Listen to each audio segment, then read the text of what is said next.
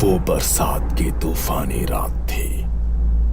पूरी रात बादल ऐसे गरजे थे कि लगता था जैसे आज नदी पूरे गांव को लील लेगी। उसी बारिश के और तूफान के बीच अचानक भुवन के दरवाजे पर कोई गाड़ी रुकी और फिर दरवाजे पर जोरदार दस्तक होने लगती है। भुवन सकपकाकर दरवाजा खोलता है तो सामने एक शहरी बाबू को खड़े पाता है। भुवन आप ही हैं?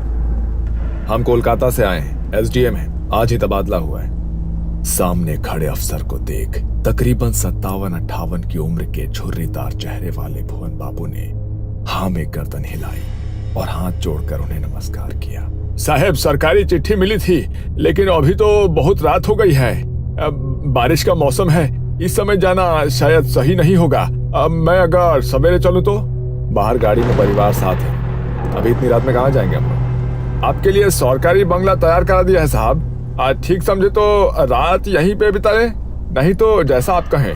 भुवन की बात सुनकर सामने खड़े अफसर के चेहरे पर असहमति के भाव दिखाई देने लगे।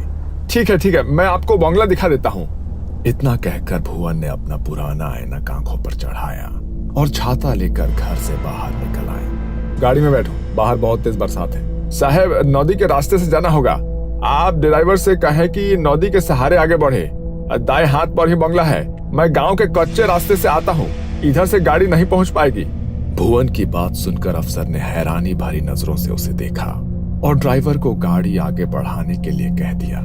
अजीब आदमी है, इतनी बारिश में पैदल जाने को तैयार है लेकिन गाड़ी में नहीं बैठा। वो बात नहीं है साहब, आप समझते नहीं है। गांव के लोग दिन ढले नदी पोखर नहीं टापते हैं, इसलिए वो रात में आने को मना कर रहे थे। गांव की कहानियां तो जानते होंगे ना आप।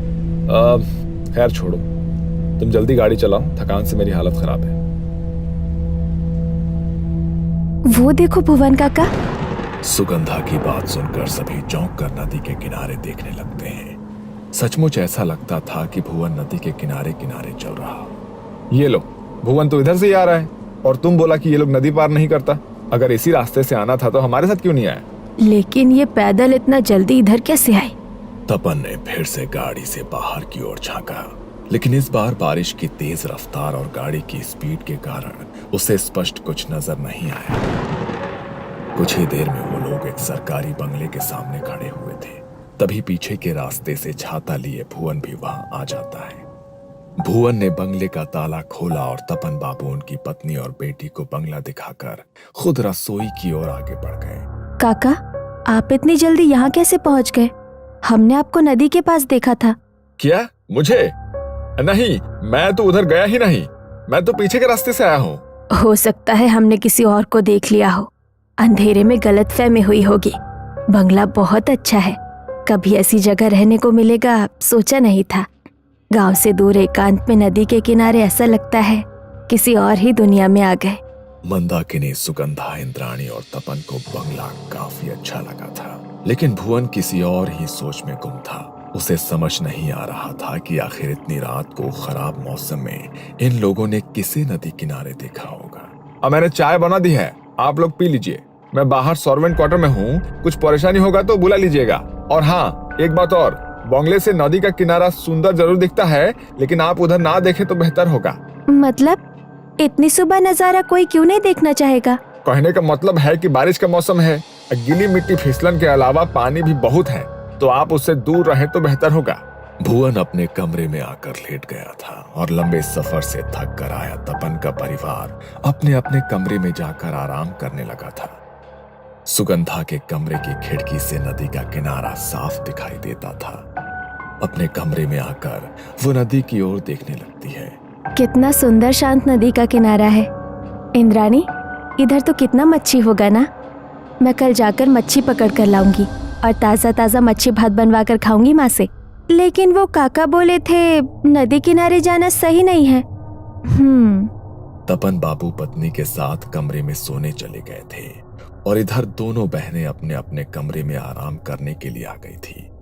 छोटी इंद्राणी तो बिस्तर पर लेटते ही सो गई थी, लेकिन सुगंधा न जाने क्यों देर रात तक अपने कमरे की खिड़की से बाहर नदी के पानी में गिर रही रिमझिम बूंदों को देखती रही। अगली सुबह सुबह नदी की तरफ कोई गया था क्या? हमारी हवेली के दरवाजे से नदी की तरफ मिट्टी पर पैरों के निशान बने हैं। सुगंधा, इंद्राणी, तुम लोग रात में उधर गई थी क्या? अब परिवार के सभी लोग तो घर में ही हैं। अब फिर इतनी सवेरे नदी पर कौन जाएगा? बच्चे तो अभी सोकर ही उठे हैं। अब कैसी बात करती हो?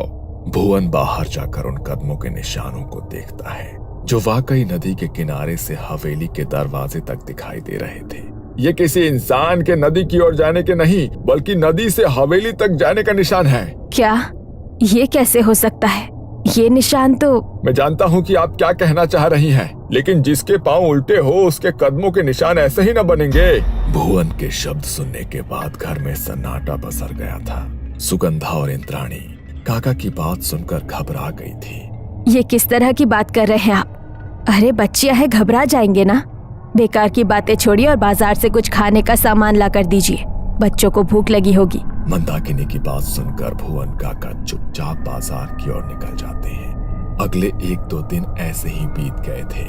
दोनों बहनों ने माँ के साथ मिलकर घर लगभग सेट कर लिया था। सुगंधा, इधर सुन तो जरा। जा बाजार से मछली लेकर आ, आज मच्छी भात बनाएंगे। और कहीं रुक मत जाना, अंधेरा होने से पहले लौट कर आना है। ठीक है माँ, मैं जाती हूँ। 16 साल की सुगंधा घर से निकली तो उसे नदी के किनारे एक लड़की दिखाई दी जो हाथ के इशारे से उसे बुला रही थी। तुम भी यही रहती हो क्या?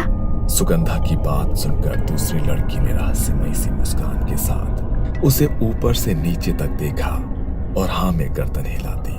बड़ी बड़ी काजल से सजी आंखें, मोटी चोटी, मनमोहक सा खूबसूरत चेहरा जिस पर से सुगंधा की नजर नहीं हट रही थी। कल मिलोगी, साथ में खेलेंगे। अभी मुझे बाजार जाना है मच्छी लेने, नहीं तो माँ नाराज होगी। की मच्छी? हमें माछ खेते चाहिए, मुझे मच्छी दोगी? अचानक ही सुगंधा के कानों में इंद्राणी की आवाज टकराती है। सुगंधा, ए सुगंधा, उधर क्या कर रही है? जल्दी यहाँ आ, मैं इस लड़की से बात कर रही थी। तुम्हारा नाम की? सुगंधा ने जैसे ही उस लड़की की ओर गर्दन घुमाई तो देखा कि अभी वहां कोई भी नहीं था। सुगंधा को कुछ समझ नहीं आ रहा था कि अचानक वो सुंदर सी लड़की कहाँ चली गई। हैरान होकर वो इंद्राणी के पास आती है। उधर अकेले क्या कर रही थी? माँ ने तुझे बाजार जाने को बोला ना? हाँ, लेकिन मैंने अभी एक लड़की को देखा, वो मुझसे बातें कर रही थी, फिर अचानक पता नहीं कहाँ गायब हो गई। बहुत सुंदर थी, कह रही थी यही रहती है। बातें मत बना, कोई नहीं था वहाँ, अकेले में पता नहीं क्या बड़बड़ा रही थी उधर। अच्छा सुन, माँ ने बोला है आते हुए कुछ मीठा भी लेते आना, और हाँ थोड़ा जल्दी जाओ। सुगंधा जल्दी जल्दी बाजार के लिए निकल गई थी, लेकिन बार बार उसके मन में उसी लड़की का ख्याल आ रहा था। बाजार से मच्छी और रसगुल्ला लेकर लौटने में उसे अंधेरा हो गया था। जैसे ही वो नदी के नजदीक पहुंचती है, उसे नदी के पानी में तेज हलचल महसूस होने लगती है। सुगंधा चौंक कर इधर उधर देखती है, आसपास कोई नजर नहीं आता। अचानक उसे तेज सड़न जैसी महक महसूस होती है, जैसे सड़ी हुई मछली किसी ने उसके सामने रख दी हो। सुगंधा ने अपनी चाल तेज कर दी थी, तभी उसे अपने साथ साथ किसी परछाई के चलने का एहसास होता है। सुगंधा चौंक कर पीछे मुड़ती है, लेकिन वहां कोई नजर नहीं आ रहा था। अचानक ही पेड़ से एक डाली टूटकर उसके सामने आकर गिर पड़ती है। तभी सुगंधा के कानों में एक आवाज गूंजती है, आमा के माछ दो। वो आवाज सुनकर सुगंधा के रोंगटे खड़े हो गए थे।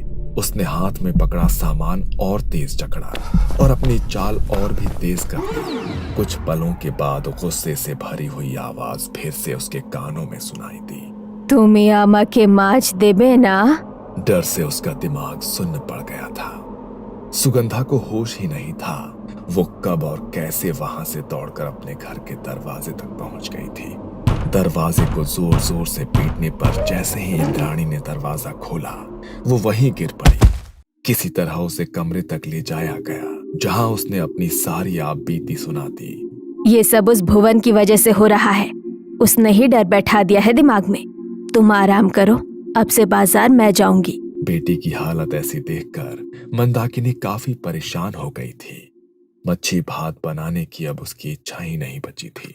देर रात गए मंदाकिनी को रसोई से कुछ आहट सुनाई देने लगी। जब वो रसोई की ओर गई तो वहां का नजारा देख उसके पैरों तले जमीन खिसक गई। सुगंधा के हाथों में कच्ची मछली थी जिसे वो आधा कच्चा ही खा चुकी थी। उसके कपड़ों और मुंह पर खून लगा था और वो इस समय किसी राक्षस जैसी डरावनी नजर आ रही थी। सुगंधा, ये क्या कर रही हो तुम? क्या हुआ है तुझे? भूख लगी थी, इसने मुझे मच्छी खिलाई। अब मैं इसके साथ रहूंगी।